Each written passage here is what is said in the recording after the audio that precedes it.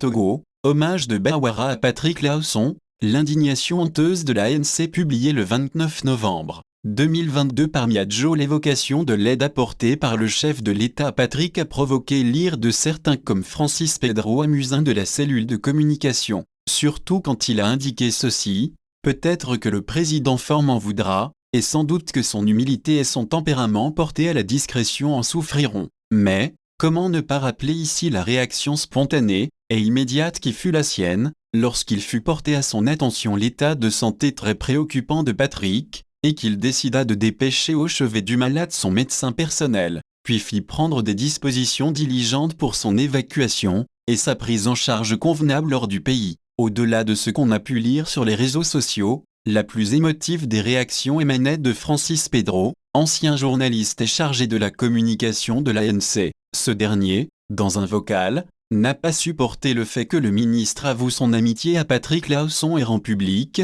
le fait que le chef de l'État Faure Gnassingbé a apporté son assistance à l'opposant, le faisant même évacuer par avion spécial médicalisé en France, et que ce dernier aurait émis le souhait de le remercier. Oui, nous avons écouté le ministre Bawara. Est-ce qu'il est normal, devant la bière du vice-président, qu'on vienne dire ces genres de choses? Je trouve indigne et indécent qu'on vienne devant une dépouille mortelle, au moment où nous la pleurons, son épouse et ses enfants étaient là, qu'on vienne dire des choses pour salir sa mémoire.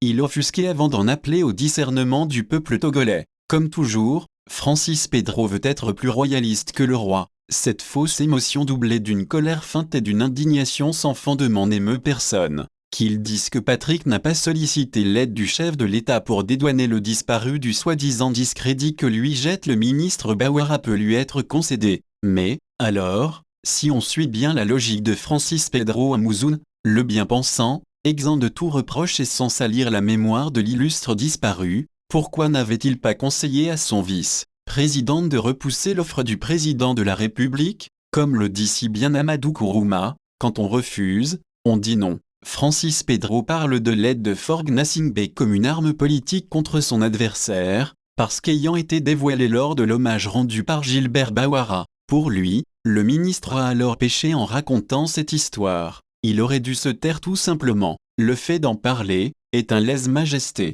Et pourquoi donc Bawara ne devrait-il pas en parler de ce qui était un secret de Polichinelle, qui ne savait pas que Faure Gnassingbé a aidé au moment critique de la maladie de Patrick Laosson? Où est alors le mal que l'on dise que le chef de l'État a aidé Patrick Laosson, opposant au régime quand il allait au plus mal, et que ce dernier veuille bien le remercier? Un opposant ne doit-il jamais remercier quelqu'un qui lui apporte une aide dans des moments difficiles? Dit-il le président de la République? Que Patrick veuille le faire démontre sa grandeur d'âme. Comme Francis Pedro parle de morale, eh bien, c'est ce qu'elle recommande: remerciez toujours quiconque vous apporte une aide, aussi modeste soit-elle. Le dire ne fait pas de ce dernier un mendiant, bien au contraire. De plus, si Gilbert Bawara étole le accent aigu dans certaines confidences sur Patrick Laosson, c'est en fonction de l'amitié qui lie ces deux hommes. Au sein de l'ANC, beaucoup savent que les deux hommes se sont liés une solide amitié. Combien de fois ne les a-t-on pas vus ensemble, dans un club, autour d'un verre, parlant de politique, leur dada favori? Il est souvent du devoir d'un ami d'évoquer des souvenirs ou des anecdotes quand l'autre n'est plus là. Gilbert Bawara l'a fait pour son ami Patrick Laosson, qui s'en étole le accent aigu. Ceux qui, comme Francis Pedro Amusin, voient autre chose que le partage de souvenirs font une fausse route. Ali Samba, le médium.